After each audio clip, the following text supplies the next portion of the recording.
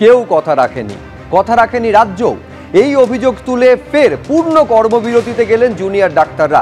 এদিকে আজ একাধিক জায়গায় কোথাও চিকিৎসক, কোথাও নার্সকে উদ্দেশ্য করে কটূক্তি, কোথাও একেবারে হুমকি দেওয়ার অভিযোগ পর্যন্ত সামনে এসেছে। আবার আগামীকাল মহালয়ায় মহামিছিলের ডাক দিয়েছেন জুনিয়র ডাক্তাররা। এদিকে ভয়ের রাজনীতির অভিযোগ যখন তুলছেন জুনিয়র ডাক্তাররা, তখন পাল্টা তাদেরকেই কাঠগড়ায় তুলে থ্রেট কালচারের অভিযোগ করছেন তৃণমূলের প্রবীণ সাংসদ কল্যাণ বন্দ্যোপাধ্যায়। আগামী 1 ঘন্টা আলোচনায় এই বিষয়গুলো রাখবো, কিন্তু শুরুতে আজকের গুরুত্বপূর্ণ বিষয়। কথা রাখেনি রাজ্য, 10 দফা দাবিতে ফের পূর্ণ কর্মবিরতিতে জুনিয়র ডাক্তাররা স্পষ্ট জানিয়ে দিচ্ছেন যতদিন না পর্যন্ত তাদের কাছ থেকে ভয়ের রাজনীতি দূর করা হবে এবং তাদের দাবি মানা হবে, এই পূর্ণ কর্মবিরতি চলবে। বিচারের দাবি থেকে নিরাপত্তা, কাল মহালয়ায় মহামিছিলের ডাক জুনিয়র ডাক্তারদের। একেবারে কাল মহালয়ায় মহামিছিল, আজকেও মিছিল হচ্ছে ডাক্তারদের একেবারে আহ্বানে, এবং সেই মিছিলের ছবি সরাসরি রাখবো আপনাদের সামনে। আরও চাপে সুদীপ্ত রায়, কলকাতা মেডিকেলে দুর্নীতিতে জোড়া তদন্ত কমিটি। একেবারে জোড়া তদন্ত কমিটি কলকাতা মেডিকেলের তরফে তৈরি করা হয়েছে। দুর্নীতির অভিযোগ যখন রোগী কল্যাণ সমিতির চেয়ারম্যান ছিলেন তখন তার বিরুদ্ধে উঠেছিল। ইতিমধ্যেই আপনারা জানেন যে আরজি করে ঘটনা, খুন ধর্ষণের ঘটনায় সিবিআই জিজ্ঞাসাবাদ এবং দুর্নীতিতে ইডি জিজ্ঞাসাবাদের মুখোমুখি পড়েছেন এবার জোড়া তদন্ত কমিটি কলকাতা মেডিকেল কলেজে। জামিন চেয়ে সুপ্রিম দরবারে পার্থ চট্টোপাধ্যায়, প্রাথমিক মামলায় গ্রেফতার দেখালো সিবিআই। পার্থ চট্টোপাধ্যায়ের পাশাপাশি অয়নশীল, তাকেও গ্রেফতার দেখিয়েছে সিবিআই। কিন্তু শুরুতে আপনাদের দেখাতে চাইবো বিচারের দাবিতে 53 দিন ডাক্তারদের ডাকে ফের মহামিছিল। কলেজ স্কোয়ার থেকে শুরু করে রবীন্দ্র সদন পর্যন্ত এই মহাসমাবেশের ডাক। এই মিছিল এগিয়ে চলেছে, সরাসরি দেখতে পাচ্ছেন কলেজ স্কোয়ার থেকে বিকেল 5টার কাছাকাছি সময় এই মিছিল শুরু হয়েছে কলকাতা হাইকোর্টের নির্দেশে। আমাদের প্রতিনিধি সন্দীপ সরকার রয়েছেন আমাদের সঙ্গে। সন্দীপ, দেখাও। দেখো, এই মুহূর্তে কলেজ স্কোয়ারের সামনে থেকে শুরু হয়ে বিবি গাঙ্গুলি স্ট্রিট হয়ে সেন্ট্রাল অ্যাভিনিউতে পড়েছে চিকিৎসকদের এই মিছিল। জয়েন্ট প্ল্যাটফর্ম অফ ডক্টরসের ডাকে এই মিছিল যাবে রবীন্দ্র সদন পর্যন্ত, ধর্মতলা পার্ক স্ট্রিট হয়ে বিড়লা তারামণ্ডলের পাশ দিয়ে রবীন্দ্র সদনের সামনে গিয়ে শেষ হবে এই মিছিল। মিছিলের একদম সামনের সারিতে রয়েছেন সিনিয়র ডাক্তাররা, সিনিয়র চিকিৎসকরা পায়ে পায়ে যেমন হাঁটছেন। বিভিন্ন সংগঠনের কিন্তু আজকের এই মিছিলে পা মেলানো হচ্ছে। আমার সঙ্গে রয়েছেন চিকিৎসক মানস গুমটা। মানসবাবু, আজকের এই মিছিলে অনুমতি আদালতের থেকে নিতে হয়েছিল, আদালত থেকে অনুমতি নিয়ে মিছিলে পা মেলাতে হচ্ছে। দেখুন, এই মিছিলকে আটকানোর চেষ্টা করেছিল আমাদের রাজ্য প্রশাসন। আমরা তখন বলেছিলাম মানুষের এই ক্ষোভ, ক্রোধ এবং প্রতিবাদ করবার অধিকার কেউ কেড়ে নিতে পারে না। আজকে আমরা দেখিয়ে দিতে চাই রাজ্য প্রশাসনকে যে আপনি যত আটকানোর চেষ্টা করবেন, যত আপনি ভয় দেখানোর চেষ্টা করবেন, যত আপনি মানুষকে এই প্রতিবাদ থেকে সরিয়ে রাখার চেষ্টা করবেন, তত মিছিলের দৈর্ঘ্য বাড়বে, তত মিছিলের আয়তন বাড়বে, এবং এই অভয়ার বিচার মানুষ কিন্তু নিয়েই ছাড়বে। কেউ আমাদের সেই বিচার পাওয়া থেকে আটকাতে পারবে না। একেবারে দৈর্ঘ্য যে বাড়ছে সেটা ছবি থেকে পরিষ্কার, তার কারণ জয়েন্ট প্ল্যাটফর্ম অফ ডক্টরসের আহ্বানে এই যে মিছিল, সেই মিছিল যতদূর চোখ যায় প্রচুর মানুষ, শুধুমাত্র চিকিৎসকরা মিছিলে পা মেলাচ্ছেন এমনটা নয়, সমাজের সব স্তরে মানুষ পা মেলাচ্ছেন। এইখানে আপনারা জহর সরকারকে দেখতে পাচ্ছেন, তিনি একেবারে মিছিলে পা মিলিয়েছেন। কৃষ্ণেন্দু অধিকারী আমাদের সঙ্গে রয়েছেন। কৃষ্ণেন্দু, এইটা নিঃসন্দেহে জানার ইচ্ছে রয়েছে জহর সরকারের কাছে যে তিনি আগেই বলেছিলেন যে এই যে প্রতিবাদ তাকে খাটো করে দেখার যদি চেষ্টা করা হয় তাহলে ভুল করা হবে। সরকার এই পরিস্থিতি সামাল দিতে ব্যর্থ হয়েছে, কিন্তু এইটা জানার ইচ্ছা অবশ্যই কৃষ্ণেন্দু রয়েছে, কিসের তাগিদে আজ প্রথম তিনি মিছিলে হাঁটছেন? দেখো, এর আগে আমরা জহর সরকারের সঙ্গে কথা বলেছিলাম, তাকে সেই একই প্রশ্ন করবো, জহরবাবু কিসের তাগিদে রাস্তায় হাঁটছেন এই বয়সে? মানুষের তাগিদে, মানুষের তাগিদে, মানুষের তাগিদে, সকলের তাগিদে। আপনি একটা সময় বলেছিলেন যে এই জনগর্জনকে খাটো করে দেখার কোনো উপায় নেই। হ্যাঁ, ছোট করে দেখা যাবে না এই জনগর্জন, শোনাই যাচ্ছে না, ছোট করে দেখা যাবে না এই জনগর্জন। না না, এটা একটা বৃহত্তর ইস্যু। তার মধ্যে তিলোত্তমার বিচারটি একটি কেন্দ্র, বিশেষ কেন্দ্র। তাছাড়াও দুর্নীতির বিরুদ্ধে, তাছাড়াও প্রশাসনের বিরুদ্ধে অনেক রকমের ক্ষোভ জমে আছে, যেগুলো তাদের শুধরাতে। লাস্ট হচ্ছে শাসক বারবার উৎসবে ফেরার কথা বলছে, বারবার উৎসবে ফেরার কথা বলছে শাসক। সত্য হবে, সত্য তার একটা তারিখ আছে, তার একটা সময় আছে, উৎসব হবে। আমার মনে হয় উৎসবের মধ্যেও প্রতিবাদ হবে, উৎসব হবে, প্রতিবাদ হবে, হাত ধরাধরি করে হবে। জওহর সরকার বলছেন কদিন আগেও তৃণমূলের যিনি সাংসদ ছিলেন খেলায় সেই সাংসদপদ হারিয়ে আজকে উৎসবের মুখে তিনি প্রতিবাদে নেমেছেন। এখানে আমরা ছবিগুলো দেখতে পাচ্ছি, সাধারণ মানুষ মূলত আজকে রাস্তায় নেমেছেন। কোনো দলের পতাকা নেই, জাতীয় পতাকা দেখতে পাচ্ছি, দলের পতাকা নেই, এবং সেখানেই প্রচুর মানুষ আসছেন। দেবদূত ঘোষকে আমরা দেখতে পাচ্ছি হাঁটছেন, দেবদূত ঘোষকে দেখতে পাচ্ছি আমরা হাঁটছেন, এবং পাশাপাশি প্রচুর মানুষ। দেবদূত আজকে প্রচুর মানুষ হাঁটছেন। আজকে আবার চিকিৎসকরা কর্মবিরতি ডেকেছেন। বারবার শাসক বলছে উৎসবে ফেরো, এবং উৎসব যখন আগামীকালই মহালয়া, সেখানে এত মানুষ আজকে আন্দোলনে নেমেছেন, রাস্তায় নেমেছেন, প্রতিবাদে নেমেছেন।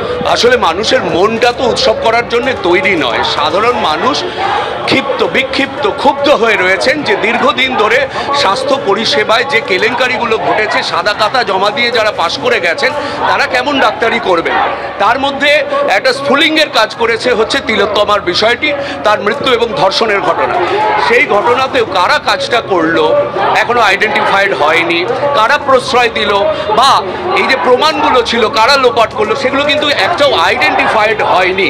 এবং যেটা বলা হয়েছিল যে তারা সুরক্ষিতভাবে জুনিয়র ডাক্তাররা কাজ করতে পারবেন, প্রশাসনের থেকে দেখা হবে তারা যাতে সুরক্ষা পায়। কিন্তু সাগর দত্তে যা ঘটনা ঘটে গেলাম, তোমাদেরই প্রচার মাধ্যমগুলোতে দেখলাম যেভাবে গায়ে হাত তোলা হচ্ছে। এরপরে যদি আশা করা হয় প্রশাসনের তরফ থেকে যে জুনিয়র ডাক্তাররা দৌড়ে দৌড়ে কাজ করতে যাবেন, তারা তো এমনিতেই ভীত সন্ত্রস্ত হয়েছিলেন। এই সুরক্ষা নিয়ে এই প্রশ্ন তুলছেন বারবার চিকিৎসকরা। আমি আমাদের আরেক প্রতিনিধি উজ্জ্বল মুখোপাধ্যায়ের কাছে যাব। একেবারে এইটা দেখা যাচ্ছে উজ্জ্বল, যে উৎসবের আনন্দে গা ভাসানোর থেকে প্রতিবাদের ডাকে সাড়া দিয়ে মিছিলে হাঁটাকে সাধারণ মানুষ যেন বেশি মাত্রায় বেছে নিচ্ছে। কিন্তু এটাও দেখার বিষয়, তুমিও দেখাচ্ছিলে যে সমাজের সব স্তরের মানুষ ডাক্তারদের ডাকে মিছিলে পা মেলাচ্ছেন।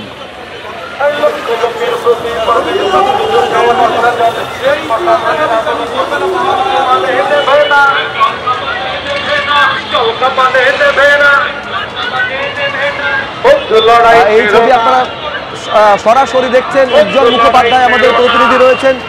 উজ্জ্বল, এই মিছিলের সঙ্গে তুমিও রয়েছে, ঠিক কতটা? দেখো, সেটা হচ্ছে হ্যাঁ উজ্জ্বল, আমরা দেখতে পাচ্ছি যে সন্দীপ যেখানে বলছিল যে সেন্ট্রাল এভিনিউ পর্যন্ত মিছিল পৌঁছে গেছে, মিছিলের লেজ কিন্তু এখনো পর্যন্ত বউবাজার ক্রস করে সেন্ট্রাল এভিনিউ পড়ার মুখে, অর্থাৎ দীর্ঘ এই রাস্তা, সেই রাস্তা জুড়ে এগিয়ে চলেছে মিছিল। এবং তোমাকে আমরা দেখিয়েছি যেমন প্রাক্তন আইএএস অফিসার জওহর সরকার, তিনি এই মিছিলে হাঁটছেন। ঠিক একই রকম ভাবে যারা এই কলকাতার বুকে রিক্সা চালায়, ঠেলা রিক্সা চালায়, সেই রিক্সা চালক বন্ধুরাও তারাও কিন্তু এই মিছিলে শরিক হয়েছেন, এই মিছিলে সামিল হয়েছেন। আমরা দেখেছি রাজনৈতিক দলের নেতারা তারা কিন্তু মিছিলে আছেন। শুভঙ্কর সরকার, মোহাম্মদ সেলিম, সূর্যকান্ত মিশ্ররা মিছিলে হাঁটছেন, কিন্তু তাদের হাতে কোনো পতাকা নেই এবং মিছিলের একেবারে শেষ প্রান্তে তারা হাঁটছেন। কারণ তারা দাবি করছেন, তারা মনে করছেন যে শুধু রাজনৈতিক রং না, তাদেরও একটা সমাজে পরিচিতি আছে, সেই জায়গা থেকে তারাই প্রতিবাদের মিছিলে পা মিলিয়েছেন। সব মিলে আজকে কলকাতার বুকে মহালয়ের আগের দিন দেখো, তোমাকে যে ছবিটা দেখাচ্ছে, আমরা দেখছিলাম বিভিন্ন জায়গায় আস্তে আস্তে পুজোর আলো জ্বলে উঠছে। কালকে রাত পোহালেই মহালয়া, স্বাভাবিকভাবে এই সময় সাধারণত পুজোর মুডে ঢুকে যায় কলকাতা শহর, কিন্তু আজকে আমরা দেখলাম তার ব্যতিক্রমী ছবি। হাজার হাজার মানুষ তারা রাস্তায় নেমেছেন, মিছিল করছেন, নানাভাবে তারা প্রতিবাদ জানাচ্ছেন। তারা কেউ গান করে, কেউ বা স্লোগান দিয়ে তারা তাদের প্রতিবাদকে লিপিবদ্ধ করতে চাইছে। তারা রাজপথে তাদের প্রতিবাদকে তারা কিন্তু যুক্ত করতে চাইছে, শরিক হতে চাইছে এই গোটা আন্দোলনের। তুমি দেখতে পাচ্ছ প্রচুর মহিলা, তাৎপর্যপূর্ণভাবে প্রচুর মহিলা তারা কিন্তু আজকের মিছিলে হাঁটছেন এবং গোটা মিছিলে রাজনীতির কোনো রং নেই। রাজনৈতিক দলের নেতারা থাকতে পারেন, কিন্তু রাজনীতির সমস্ত রংকে দূরে সরিয়ে রেখে মানুষ কিন্তু পথে নেমেছেন, মানুষ এগিয়ে যাচ্ছেন। গন্তব্যস্থল রবীন্দ্র সদন, বিবেকানন্দর মূর্তির সামনে, বিদ্যাসাগর মূর্তির সামনে থেকে তারা মিছিল করে এই সেন্ট্রাল এভিনিউ ধরে তারা রবীন্দ্রনাথের পাদদেশে গিয়ে এই মিছিল শেষ করবেন। বেশ, আপাতত উজ্জ্বল তোমায় ধন্যবাদ। আমি এই ছবিটা অত্যন্ত গুরুত্বপূর্ণ এবং ইঙ্গিতবাহী বলে মনে হয়েছে, সেটা হচ্ছে খেয়াল করুন সামনে লেখা আছে অভয়া শক্তি বল প্রদায়িনী, মানে উৎসবের সঙ্গে প্রতিবাদ যখন মিশে একাকার হয়ে যায় এই ধরনের ফেস্টুন আমাদের চোখে পড়ে। মণিশঙ্কর চট্টোপাধ্যায়ের কাছে আমি শুরুতেই আসতে চাই। আমি বলছি এই ছবিটা যখন একদিকে মণিশঙ্কর বাবু দর্শকদের দেখাচ্ছি, উল্টো দিকে আজকে শ্রীভূমি স্পোর্টিংয়ে গিয়ে উৎসবের সূচনা মুখ্যমন্ত্রী করেছেন। মুখ্যমন্ত্রীর আবেদন সত্ত্বেও উৎসবে না ফিরে বরঞ্চ প্রতিবাদের এই যে ভিড়, সমাজের সব স্তরের মানুষ, প্রাক্তন তৃণমূল সাংসদ জহর সরকার পর্যন্ত পা মেলাচ্ছেন। আমি বলছি কোথাও কি এটা সরকারের কাছে, শাসকের কাছে এই ছবিটা অস্বস্তির কারণ হচ্ছে? না, এইরকম মিছিল তো আমরা দেখছি, মানে বেশ কয়েকদিন ধরেই দেখছি, এবং 53 দিন হলো, তার মধ্যে মনে হয় আমার 45 দিন ধরে এই মিছিল হচ্ছে আর মিটিং হচ্ছে। যারা সত্যি সত্যি মনে করে যে কোথাও একটা প্রতিবাদ জানানো উচিত, তারা এই মিছিলটা করছে, তাদের একটা সদর্থক ভূমিকা আছে। কিন্তু আপনাকে মনে রাখতে হবে যে পশ্চিমবঙ্গে যে 9 কোটি মানুষ, সেই 9 কোটি মানুষ, 10 কোটি মানুষের মিছিল এটা নয়। যারা মিছিল করতে চায় একটা অরাজনৈতিক মিছিল, তারা নিশ্চয়ই করতে পারেন, কিন্তু যারা উৎসবে ফেরা, মানে কি উৎসব ছিল বলেই কিন্তু এই মিছিলটা আরও প্রাসঙ্গিক হচ্ছে, উৎসবের মধ্য দিয়েই কিন্তু হচ্ছে, মানে মাইনাস উৎসব এই মিছিল নয়, কিন্তু উৎসবের মধ্য দিয়ে একটা মিছিল হচ্ছে। এবারে যারা মনে করছে যে আপনি যতই অনেকে তো এইটা মনে করছেন যে প্রতিবাদকে উৎসবের আনন্দ বা আমেজ দিয়ে ঢেকে দেওয়ার চেষ্টা করা হয়েছিল, সেই চেষ্টাকে ব্যর্থ করে এই প্রতিবাদে পা মেলাচ্ছেন। না, যেটা বলা হয়েছিল যে এই উৎসবটা অনেকে আছে বছরে একবার তারা সুযোগ পায়, সেইখান থেকে তাদের কিছু রোজগার হয়, সেখান থেকে তাদের ঘর সংসার চলে। মানুষের কথা যদি চিন্তা করতে হয় তাহলে আপনি যতই আন্দোলন করুন, মিছিল করুন, আপনি তো সর্বোপরি মানুষের কথাই ভাবছেন। প্রশ্ন তো আসছে যে দীর্ঘদিন ধরে যদি কর্মবিরতি হয় তাহলে সেই বার্তাটা আপনি কাকে দিতে চাচ্ছেন, কার সঙ্গে আপনি চ্যালেঞ্জ করছেন? মানুষের ক্ষতি হচ্ছে কি হচ্ছে না সেটা নিয়ে প্রশ্ন। ফলে আন্দোলন হোক, উৎসব থাকবে কি থাকবে না সেটা আপনি বিচার আমি ঠিকই আমি বলছি বিচার তো করতে পারেন না। উৎসব যার ইচ্ছে উৎসবে সামিল হবে, যার ইচ্ছে হবে না সেটা কেউ চাপিয়ে দিতে পারে না। কিন্তু যেহেতু আপনি সুবিধাই করে দিলেন আমার কর্মবিরতির প্রসঙ্গ তুলে, আজকে যে পূর্ণ কর্মবিরতিতে ফেরার ঘোষণা করেছেন সেখানে স্পষ্ট একেবারে বোল্ড মোটা মোটা হরফে লিখে দেওয়া হয়েছে এই প্রেস রিলিজে যে বাধ্য হয়ে আমরা আজ থেকে পূর্ণ কর্মবিরতিতে ফিরছি। সরকারের পক্ষ থেকে সুরক্ষা, রোগী পরিষেবা, ভয়ের রাজনীতি প্রশ্নে নিম্নলিখিত বিষয়গুলিতে সুস্পষ্ট পদক্ষেপ না পাওয়া অবধি পূর্ণ কর্মবিরতি চলবে। অর্থাৎ কোথাও যদি কর্মবিরতি এইভাবে চালিয়ে যেতে হয় তার দায় রাজ্য সরকারের, এইটা জুনিয়র ডাক্তারেরা বুঝিয়ে দিচ্ছেন। অভিজিৎ চৌধুরী কি বলছেন একবার দেখবো সরাসরি। তার মাঝখানে এই যে ঠিকরে পড়ছে প্রতিবাদের স্বর রাস্তায়, এটাকে কি চোখে দেখছেন, কি বলবেন? দেখুন, জনপ্লাবনে এই মুহূর্তে কলকাতা শহর ভাসছে, এটা প্রতিবাদের জনপ্লাবন, এবং আমার ধারণা হচ্ছে আজকে শুধু নয় কালকেও কলকাতা ভাসবে, এবং আমরা আজকে দেখে কালকের চিত্রটা দেখতে পাচ্ছি খুব পরিষ্কারভাবে। তো এই অবস্থায় দাঁড়িয়ে অবশ্যই আমাদের সামনে মহালয়া আছে, কিন্তু এই যে আজকে স্লোগান উঠছে যে আজকের এবারের মহালয়া হোক, যতক্ষণ না বিচার না হবে আমরা বুক দিয়ে মহালয়া করব না। মহালয়া আসবে, পুজো আসবে, সব কিছু আসবে। তো এই রকম একটা পরিস্থিতিতে দাঁড়িয়ে যখন প্রতিবাদের গর্জনে আমরা প্রত্যেকে ঠিকরে বেরোচ্ছে আমাদের প্রত্যেকের কণ্ঠ থেকে, তখন আমার মনে হয় প্রশাসনের এই মুহূর্তে ভাববার সময় এসেছে যে জুড়িতাপ্পি দিয়ে নয়, সদর্থক সঠিক পদক্ষেপ নিয়ে যত ক্ষোভ বিক্ষোভ সেগুলোকে নিরসন করা। তা না হলে কিন্তু হাসপাতাল নয় রাজপথ অগ্নিকুণ্ড হতে যাচ্ছে, এবং সেটা খুব পরিষ্কার। এবং আগামীর দিনগুলো প্রশাসনের জন্য খুব মধুর হবে না, শাসকের জন্য খুব মধুর হবে না, সেটাও আজকের রাজপথ বুঝিয়ে দিচ্ছে।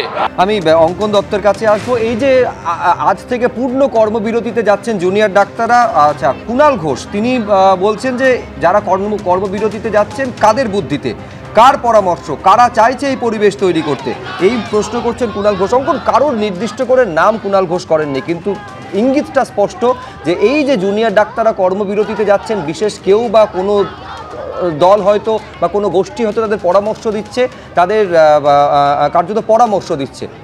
বলছি কাদের দিকে ইঙ্গিত করতে চাইলেন? আমার মনে হয় উনি মমতা বন্দ্যোপাধ্যায়ের দিকে ইঙ্গিত করতে চাইলেন, কারণ স্বাস্থ্য ব্যবস্থা জুড়ে যে অব্যবস্থা আমরা দেখতে পাচ্ছি, স্বাস্থ্য ব্যবস্থায় যে পরিকাঠামোগত মানে অপ্রতুলতা আমাদের চোখের সামনে উঠে আসছে, তাতে আমার মনে হচ্ছে যে স্বাস্থ্যমন্ত্রীর ব্যর্থতাটাকে উনি ধরে মানে দেখিয়ে দিতে চাইছেন।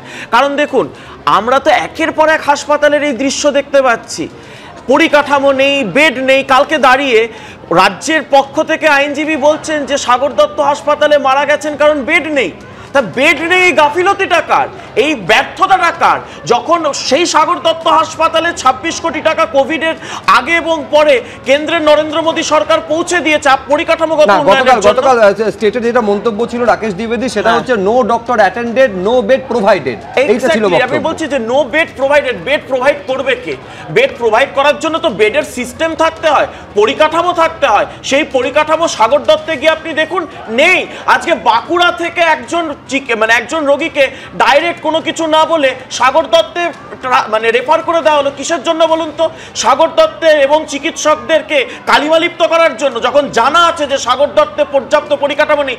আমাদেরই বেলঘরিয়ার চাপ তারা সাগর দত্তে নিতে পারে না।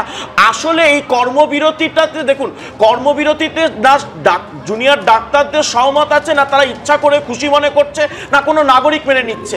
কিন্তু যদি পরিকাঠামোর অভাব থাকে, যদি মুখ্যমন্ত্রীর সুরক্ষা প্রদানের ক্ষেত্রে সদিচ্ছার অভাব থাকে, তখন উপায় কি রয়েছে? একেবারে মূল প্রশ্ন হচ্ছে, আমি বলছি আজকেও মালদা থেকে শুরু করে বর্ধমান থেকে শুরু করে একাধিক জায়গায় ভাবতে পারেন যে ব্লক হাসপাতাল, সেখানে পর্যন্ত হুমকির মধ্যে জুনিয়র চিকিৎসক এবং নার্সদের পড়তে হচ্ছে। এই যে ছবি আপনারা দেখছেন, জয়েন্ট প্ল্যাটফর্ম অফ ডক্টরসের ডাকে এই মিছিল, কিন্তু একেবারে এই মিছিল ডাক্তারদের ডাকে হলেও ডক্টরস ফ্র্যাটার্নিটির মধ্যে কিন্তু সীমাবদ্ধ নেই। প্রচুর সাধারণ মানুষ, বিভিন্ন পেশার সঙ্গে যুক্ত মানুষ মিছিলে পা মিলিয়েছেন। সন্দীপ সরকার এই ছবিটা আরো বিস্তারিত বলতে পারবেন। সন্দীপ। দেখো, এই মুহূর্তে পায়ে পায়ে নিউ মার্কেটের কাছে এসে পৌঁছেছে সেই মিছিল। তুমি দেখতে পাবে যে সেই মিছিলে যারা পা মেলাচ্ছেন তারা মোবাইলের ফ্ল্যাশ লাইট জ্বালিয়ে পায়ে পা মিলিয়ে তারা কিন্তু ক্রমশ রবীন্দ্র সদনের দিকে এগিয়ে যাচ্ছেন। আজকের এই যে মিছিল, সেই মিছিল কলেজ স্কয়ার থেকে শুরু হয়ে পায়ে পায়ে এই মুহূর্তে ধর্মতলা পার হয়ে, পার্ক স্ট্রিট হয়ে, বিড়লা তারামণ্ডল হয়ে গিয়ে পৌঁছাবে রবীন্দ্র সদনে। সেখানে এই মিছিলের শেষ। আজকে জুনিয়র ডক্টরস ফ্রন্টের পাশাপাশি অসংখ্য গণসংগঠন, নানান স্বেচ্ছাসেবী সংস্থা, বহু বেসরকারি সংস্থা, তারা বহু কলেজ বিশ্ববিদ্যালয়ের প্রাক্তনীদের সংগঠন, তারা এখানে আজকে জড়ো হয়েছেন এবং পায়ে পায়ে সেই মিছিল এগিয়ে যাচ্ছে। যেটা 1 লক্ষ মানুষের মিছিল হওয়ার কথা ছিল, সেই মিছিল কিন্তু হয়তো 1 লক্ষ মানুষের জনসমাগম হয়নি। কিন্তু এই মুহূর্তে এই মিছিলের যা অবয়ব আমরা দেখছি, তা কিন্তু চিকিৎসকেরা যেটা বলছেন যে তারা যথেষ্ট খুশি যে এত মানুষ পথে নেমেছেন এবং আজকের এই প্রতিবাদে সামিল হচ্ছেন। আমরা দেখতে পাচ্ছি যে চিকিৎসকরা ছাড়াও বহু মানুষ, কলেজ বিশ্ববিদ্যালয় ডাক্তারি পড়ুয়ারা তো রয়েছেন, অন্যান্য কলেজ বিশ্ববিদ্যালয়ের পড়ুয়ারা তারা একেবারে যারা মিছিলে পা মেলাচ্ছেন তারা মোবাইলের ফ্ল্যাশ লাইট জ্বালিয়ে সম্ভবত এটা জানান দিচ্ছেন যে প্রতিবাদে আমি এবং আমরাও সামিল রয়েছি। কৃষ্ণেন্দু অধিকারী আমাদের প্রতিনিধি রয়েছেন, দেখাও কৃষ্ণেন্দু।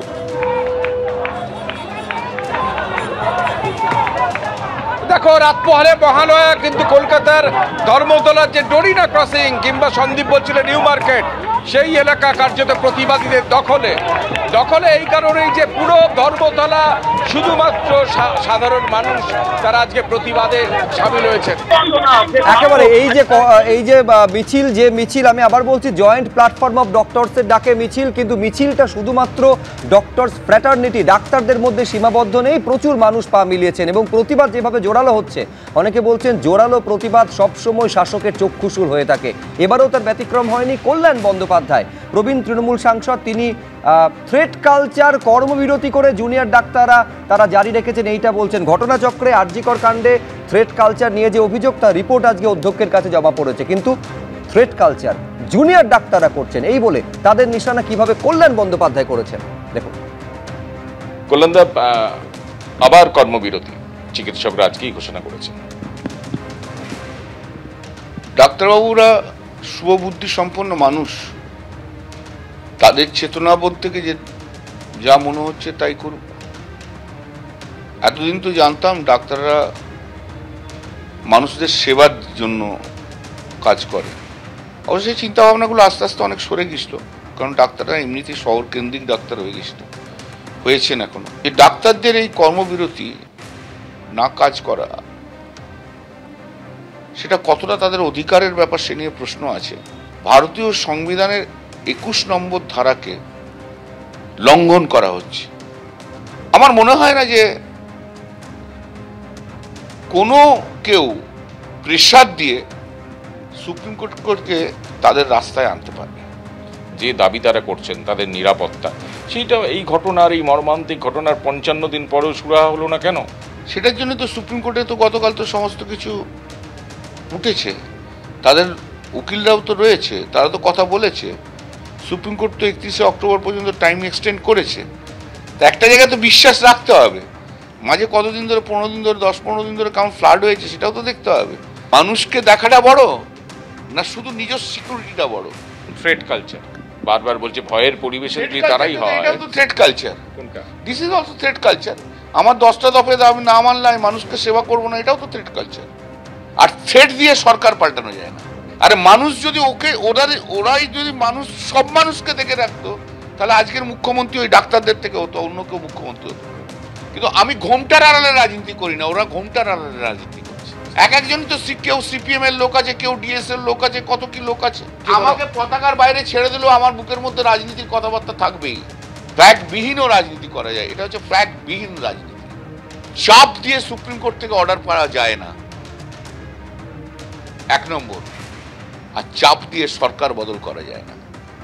এই যে জিনিসগুলো করেছে, আরো বেশি বিস্ফোরণ হবে মানুষের মধ্যে। ডু ইউ নো এর ইম্প্যাক্ট কি হচ্ছে মানুষের মধ্যে? মানুষের মধ্যে মনেই হচ্ছে ডাক্তাররা কাজ করতে আসছে না, ডাক্তাররা পরিষেবা দিচ্ছে না। মানুষের অ্যাঙ্গারকে কেউ থামাতে পারবে সুপ্রিম কোর্ট আদেশ দিয়েও? প্রতিটি হসপিটাল, প্রতিটি নার্সিংহোম, প্রতিটি জায়গায় লাইভ স্ট্রিমিং করো ভাই। যখন থেকে পেশেন্ট যাচ্ছে তখন থেকে মানুষ দেখুক ডাক্তাররা কি করছে না করছে। পেশেন্ট পার্টি যখন আসে তাদেরকে উত্তর দেয় না, তাদের কুকুর বিড়ালের মধ্যে তাদের পিছন পিছন দৌড়তে হয়। এটাও তো ঘটনা। মুখ্যমন্ত্রীকে বিশ্বাস করবো না, সুপ্রিম কোর্টকে বিশ্বাস করবো না, সিনিয়র অনেক ডাক্তাররা রিকোয়েস্ট করে তাদের বিশ্বাস করবো না, পিছন থেকে যেসব প্লেয়াররা রয়েছে সেই প্লেয়ারদের বিশ্বাস করবো। তাদের চেতনাবোধে চলবে। অফকোর্স বাম, অতি বাম, সর্বজন বিদিত। আজকে ডাক্তার স্ট্রাইকটা তো আর লুকোচাপার খেলা নেই।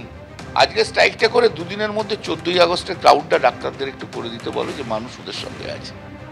শায়নদীপ, তুমি এটা মানবে যে চিকিৎসা পরিষেবার মতো পবিত্র পেশায় যারা যুক্ত তারা কর্মবিরতিতে যাচ্ছেন, এটা কখনো একটা কাঙ্ক্ষিত ছবি হতে পারে না, কিন্তু তারপরেও বিধায়ক থেকে শাসক দলের সাংসদ বারে বারে লাগাতার নিশানা করছেন জুনিয়র চিকিৎসকদের। কারণটা কি বলে মনে হচ্ছে? আমি প্রথম কথাই বলি যে ডাক্তারবাবু এবং সাধারণ মানুষকে কুর্নিশ এই উৎসবের আবহেও তারা যেভাবে প্রতিবাদের সুর নিয়ে রাস্তায় নামছেন, এতে বোঝা যাচ্ছে যে সবাই কুণাল ঘোষ, কল্যাণ ব্যানার্জি বা টিএমসির মতো নিজেদের বিবেক বিসর্জন দিয়ে নির্লজ্জ এবং বেহায়া হয়ে যায়নি।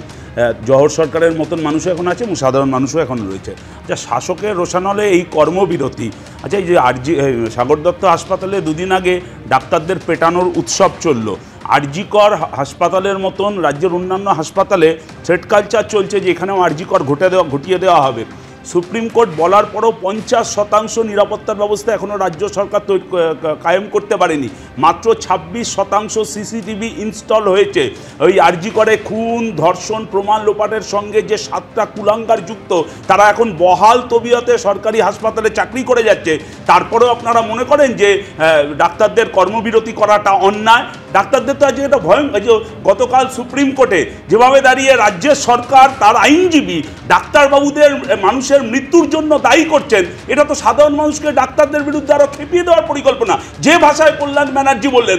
অথচ সাগর দত্ত মেডিকেল কলেজে যে রোগিনীর মৃত্যু হয়েছে অত্যন্ত মর্মান্তিক, কিন্তু 3 ঘন্টা ডাক্তারবাবুরা তাকে মেডিকেল সার্ভিস দিয়েছিল, তারপরেও সিসিইউর ব্যবস্থা করতে পারেনি বলে ওই রোগিনীর মৃত্যু হলো। আর তার দায় নিতে হবে রাজ্যের ডাক্তারবাবুদের। আমি শেষ করি, এই অচল অবস্থার জন্য রাজ্যের স্বাস্থ্যমন্ত্রী, রাজ্যের পুলিশ মন্ত্রী দায়ী, তাকে আগে সরানো হোক। আমি 3টে জিনিস বলবো। একটা হচ্ছে যে হসপিটালগুলো নিয়ে যে কথাগুলো বলার আগে আমার একটা জিনিসে উত্তর দিন, সেটা হচ্ছে এই কল্যাণ বন্দ্যোপাধ্যায় বলছেন যে থ্রেট দিয়ে সরকার বদল করা যায় না। আচ্ছা, থ্রেট কালচারের অভিযোগ যে জুনিয়র চিকিৎসকেরা তুলেছেন, তাদের কেউ কি বলেছেন যে সরকারের বদল চায়? কেউ বলেছেন বা মুখ্যমন্ত্রীর পদ থেকে মমতা বন্দ্যোপাধ্যায় ইস্তফা দিন? কেউ তো বলেননি। তাহলে এইটা কল্যাণ বন্দ্যোপাধ্যায় আগ বাড়িয়ে কেন বলে নিরাপত্তা দাবি তারা করছেন? কেন বলছেন যে থ্রেট দিয়ে সরকার বদল করা যায় না? কোথাও তো জুনিয়র চিকিৎসকেরা সরকার বদলের দাবি করেননি। এখানে শোনেন, এখানেও কোথাও কোথাও স্লোগান আমি নিজের কানে শুনলাম, যেটাকে সরকার বদলেরই ইঙ্গিতের মতো স্লোগান বলা হচ্ছে। সরকার বদলের স্লোগান মমতা ব্যানার্জির পদত্যাগ প্রচুরবার বলা হয়েছে এই মিছিলের মধ্যে। আমি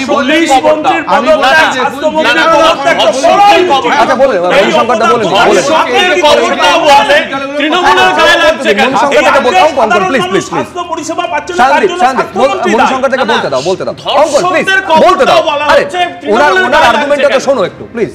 এই যে হাসপাতালগুলো নিয়ে যে কথাগুলো বলছে, এই হাসপাতালগুলোই কিন্তু কোভিডের সময় মানে সেন্ট্রাল গভর্নমেন্ট থেকে পশ্চিমবঙ্গের অনেক হাসপাতাল অনেক ভালো কাজের জন্য কিন্তু পুরস্কৃত হয়েছিল। এই যে কুলাঙ্গার বললো, যেগুলোকে কুলাঙ্গার বলছে সেগুলোর মধ্যে অনেক ডাক্তারও আছে। এখন ব্যাপারটা হচ্ছে কিছু ডাক্তার, সন্দীপ ঘোষম ইনক্লুডিং, তারা সরকারের সঙ্গে কিছুটা যুক্ত হয়েছে বলে তাদেরকে সরকারের সঙ্গে টেনে নেওয়া হচ্ছে। আমি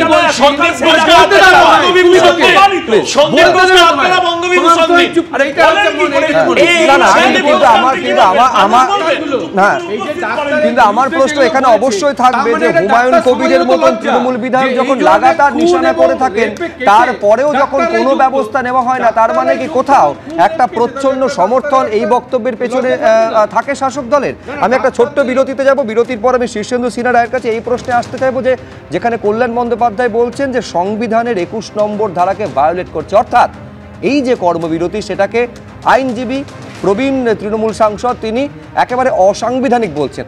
শীর্ষেন্দুতে আপনিও শুনলেন যে কল্যাণ বন্দ্যোপাধ্যায় প্রবীণ আইনজীবী তিনি বলছেন যে একেবারে সংবিধান বিরোধী হচ্ছে এই কর্মবিরতি, কারণ কনস্টিটিউশনের 21 নম্বর ধারার সম্পূর্ণ এই অধিকার দেয় না কর্মবিরতি করার। আইনের ব্যাখ্যাটা আপনি কি বলবেন? সংবিধানের 21 নম্বর ধারায় বলছে যে জীবন এবং ব্যক্তিগত স্বাধীনতার সুরক্ষার মৌলিক অধিকার নিশ্চয়তা দেয়। ডাক্তারদের সুরক্ষা কোথায়? সুপ্রিম কোর্ট প্রথম দিন থেকে টাস্কফোর্সের গঠন করতে বলেছিলেন, নিরাপত্তার কথা বলেছিলেন। সেই নিরাপত্তার দায়িত্বটা রাজ্য সরকারের ওপর। সেই নিরাপত্তাটা কোথায় দিয়েছেন? সেই সদিচ্ছা কোথায়? এমএলএ, এমপি, নেতা, কর্মী প্রত্যেকে তাদের থ্রেট দিচ্ছেন। আজকে থ্রেট কালচারের কথা বলছেন। এই বাঙালির কালচার ভারতবর্ষে প্রথম ছিল।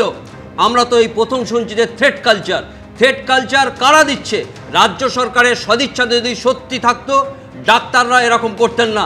ডাক্তাররা কোনোদিন জীবনে ভাবতে পারেন না যে তাদের রাস্তায় নামতে হবে। কেন নামতে হবে? তাদের সুরক্ষা কেন থাকবে না? জীবন এবং মরণের মাঝখানে ডাক্তার থাকেন। ডাক্তারদের আমরা ভগবান বলবো আর তাদের সুরক্ষা দেবো না? 4 তলা অবধি পুলিশ থাকবে সামনে, তারপরেও তাদের মার খেতে হবে। কিসের জন্যে? কেন? সিসিটিভি 36%, 26%, 50%, 50% কেন হয়নি? আজকে বন্যার জন্য হয়নি। রাজ্য সরকারের আইনজীবী বলেছেন সুপ্রিম কোর্টে, সিসিটিভি কি ঘাটালে পাওয়া যায়? সিসিটিভি কি চন্দ্রকোনা পাওয়া যায়? আরামবাগে পাওয়া যায়? সেগুলো বলুন। আজকে টেন্ডার ডাকছেন, আজকে চুক্তি ভিত্তিক নিয়োগ এবং কর্মী তাদের বারণ করা হয়েছে।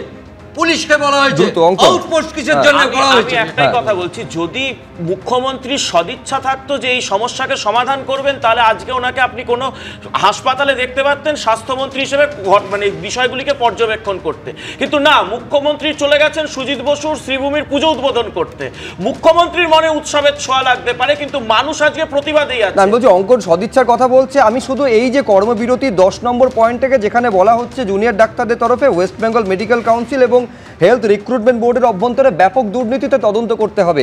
এই মেডিকেল কাউন্সিলের যিনি প্রেসিডেন্ট তার নাম হচ্ছে সুদীপ্ত রায় এবং যিনি হেলথ রিক্রুটমেন্ট বোর্ডের চেয়ারম্যান তিনিও সুদীপ্ত রায়। এই সুদীপ্ত রায়ের বিরুদ্ধে আজকে কলকাতা মেডিকেলে জোড়া তদন্ত কমিটি গঠন করা হয়েছে।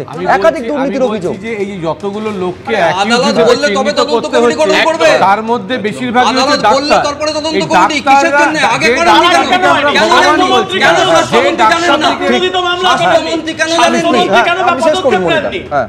আমি বলছি যে ডাক্তার দিকে আমরা ভগবান বলছি, যে ডাক্তারদের সুরক্ষার কথাই বলছি, অপরদিকে আবার যারা খুনের সঙ্গে যুক্ত, যারা রেপের পাশাপাশি দুর্নীতির অভিযোগ বছরের পর বছর ধরে চলে যাচ্ছে।